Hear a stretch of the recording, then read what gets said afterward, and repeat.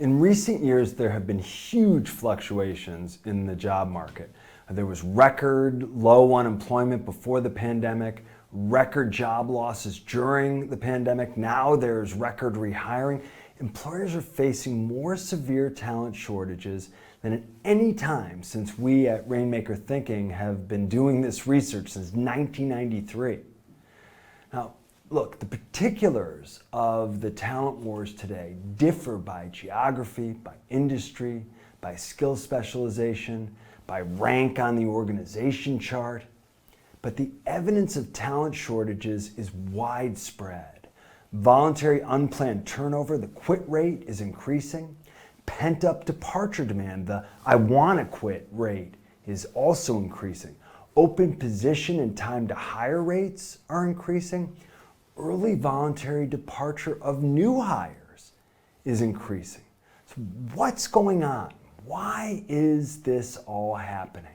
A lot of observers and experts right now are pointing to acute post-pandemic, presumably short-term factors.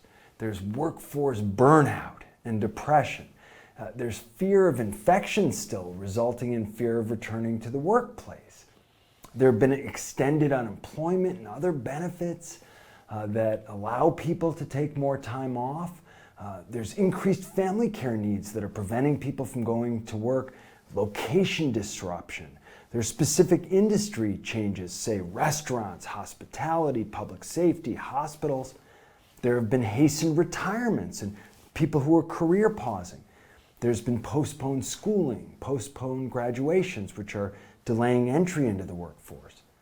Now, most of these acute factors will ebb with time, but there will be lasting echoes, especially given the longer-term trends that have been steadily transforming the employer-employee relationship. Globalization and technology have finally reached a point where the world is so highly interconnected and rapidly changing that adaptability has replaced stability as a strategic imperative for individuals for sure, but especially for employers. And nowadays, institutions must be so flexible, employers can no longer even pretend to offer job security to even the most loyal employees.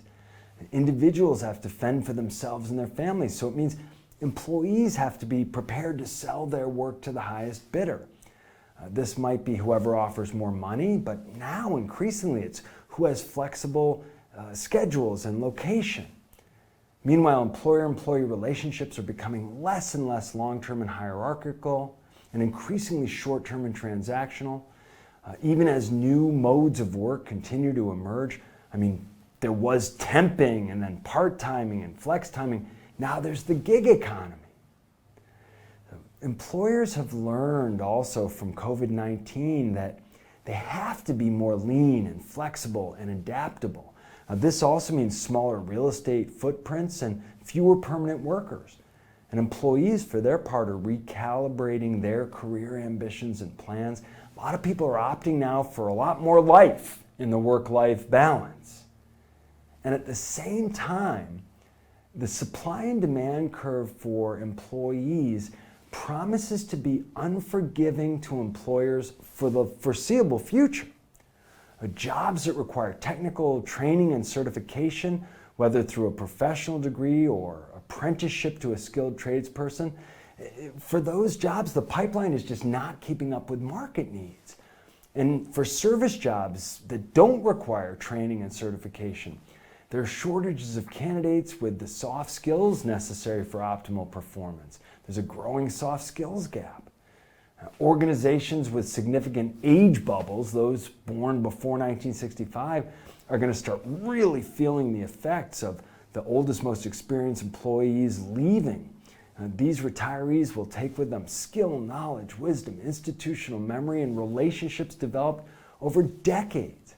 By 2022, individuals born in 1990 and later will comprise greater than 33% of the North American workforce. And that's similar for Western Europe, it's similar for Japan. And there are even higher percentages of young people in parts of South America, Africa, Asia. So organizations with high percentage of young workers, they're going to be facing an increasingly transactional workforce.